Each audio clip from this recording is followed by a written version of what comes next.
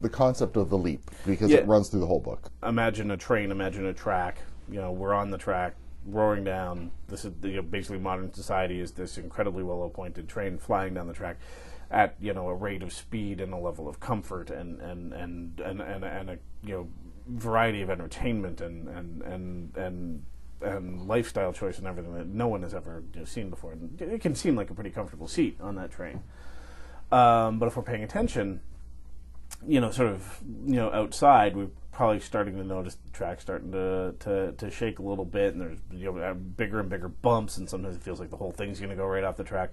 And then you look out, because you're starting to get a little bit alarmed by the fact that things are starting to change quite a bit, and you can see a very, very deep chasm off to our side, and that really is, the crisis we face. The chasm is the kind of combination of increasing energy scarcity and rising energy prices, the failure of a financial system built on the idea of limitless growth, which is basically a kind of extension of the idea of cheap energy, and then the climate crisis being caused by our choice of energy sources. And all of these things are basically telling us, that the problem is not at the periphery or the edges. This is not a cyclical change. We're on a fundamentally unsustainable track that is failing and heading increasingly toward a fall into that chasm. And what the leap is ultimately about is getting to the other side of that chasm, making that jump to the other side of the chasm where there is another train, a better track, and a much sort of better route to the future. And I use the phrase "the Great Leap" sideways because it's not ultimately some brave new world future of technology we can't imagine. The tools are all sort of already with us, and it's not also going back to some pre-industrial hunter-gatherer hair shirt kind of world. It's really just very, when you go to the places that have made this jump, and that's what the sort of core of the book is about, it's all recognizably what it always was, only better, really. I mean, that's the sort of takeaway, is that there's a lot greater opportunity. It was a much more positive book than I expected.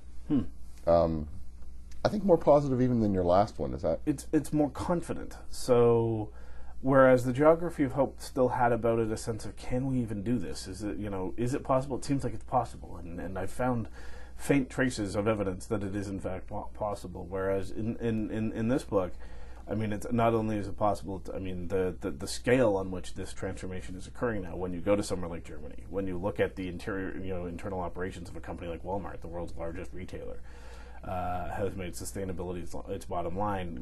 The city of Copenhagen has influenced the city of New York. You can, sit in the middle of Times Square on a chair and ponder the fact that this, idea of sustainable living has, spanned the globe and gone from the cobblestones of Copenhagen to the center of the city that never sleeps and all that. So the confidence, I think, that this book has, which I guess is ultimately sort of more positive, is to say, if you've been to the other side of that chasm, things are good there, and that transformation is really not nearly as arduous as it looks. It's really the getting all the people in your organization, in your business, in your community, in your political sphere committed to the idea that this is the change that must happen. That's really the only hard part. Now, granted, it's a very hard part because humans are psychologically pretty complicated, but we're not looking, I think where the greater sense of optimism comes, I think, is from saying, it would be much harder, to put it another way, if the things that I had seen these little traces of in the Geography of Hope 4 years later were gone. But all of them are now much stronger, sturdier, bigger sort of things to point at and say, this is where we should go. Sometimes it's a very organized, methodical, the German example of, this is a law and this is how we're going to do it. Sometimes, though, it seems to come out of chaos. You use the example of a former Air Force base that turned into a community, but it was all done very organically. Freiburg. There was an old French military base. Military base closed down. They bring in some consultants. The city takes control of the land, and there's a few old barracks buildings and that sort of thing. What are we going to do with it? Before they've even decided what they're going to do with it, squatters have moved in. Freiburg's got like a very big, very old university that has nowhere near enough housing for its students. So some of the students had started to show up. People had started parking, trailers and caravan type things on the empty land. And they decided, okay, so it's going to be a community. We're going to redevelop it as a mixed-use residential, commercial, blah, blah, blah. One of our big things that we know as a town is that we need more housing. There hadn't been a lot of new housing development in Freiburg for a number of years.